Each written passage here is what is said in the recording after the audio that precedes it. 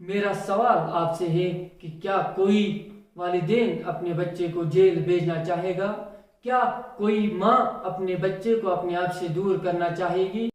वो वालिदैन जो दिन रात इस उम्मीद से जी रहे होते हैं कि कल को मेरा बेटा, मेरी बेटी टीचर बनेगी, डॉक्टर बनेगा।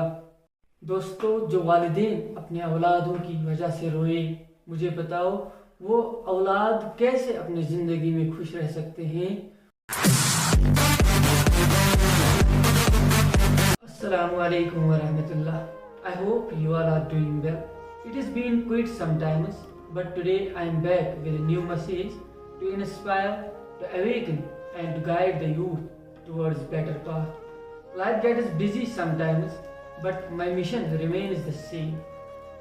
Today's message is about an issue that is silently affecting our schools, our streets, and even our future.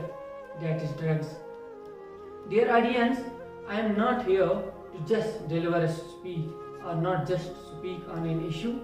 Today, I am here to sound an alarm that drugs are not just a bad habit, but it is a disease that crippling our youth, tearing apart our families, and slowly poisoning the soul of our nation. Now we cannot afford silence because every day countless dreams are destroyed and homes are broken due to this drugs. But a question resonates in my mind: will we remain silent spectators or will we rise and fight against it? अजीज दोस्तों, आज के नौजवान ही अपने वालिदैन को रुलाने वाले बन गए हैं।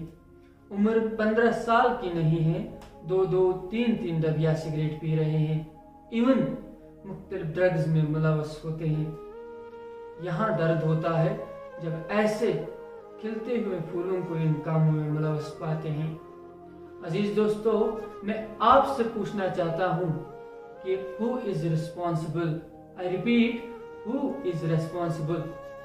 Should we blame our society for their neglect? Should we blame our youth for their choices?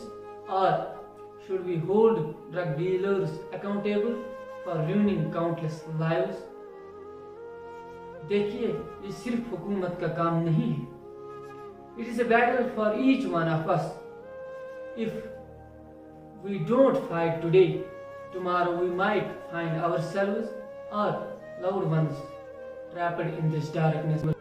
So you have to decide, shall we wait for that day or will we rise now? The choice is yours and you have to decide. As you all know that हमारे नबी अकरम सल्लल्लाहु अलैहि वसल्लम ने भी इरशाद फरमाया कि कुल्लु मुस्किरिन हराम, हर वो नशा आवर चीज़ आप पे हराम है जिससे आप अपना जहनी तवाजुन खो दें। अजीज दोस्तों, उन वालिदैन से पूछो जिनके औलाद इन गलत कामों में मुलव्वस हैं, फिर उनकी प्रॉपर्टीज तक सीज हो जाती हैं।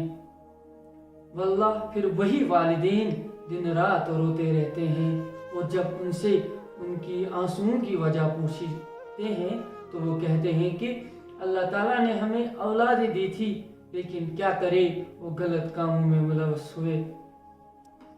दोस्तों, जो वालिदैन अपने औलादों की वजह से रोए, मुझे बताओ वो औलाद कैसे अपनी ज़िंदगी में खुश रह सकते हैं?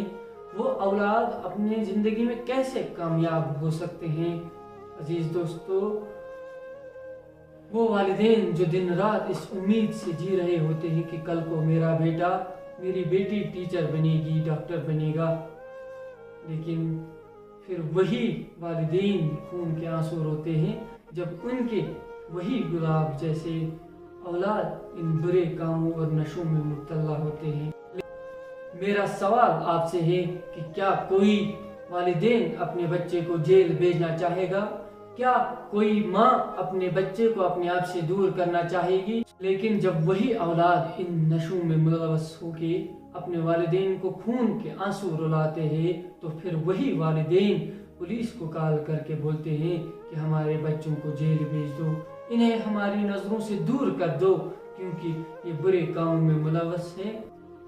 मेरी आप सबसे गुजारिश रहेगी कि अपने वालिदैन को रुलाने वाले न बने, because your parents are the precious gift given by almighty Allah to you. So I hope आप इन बातों पे अमल करके अपनी ज़िंदगी को एक बेहतरीन ज़िंदगी बनाएंगे इंशाअल्लाह।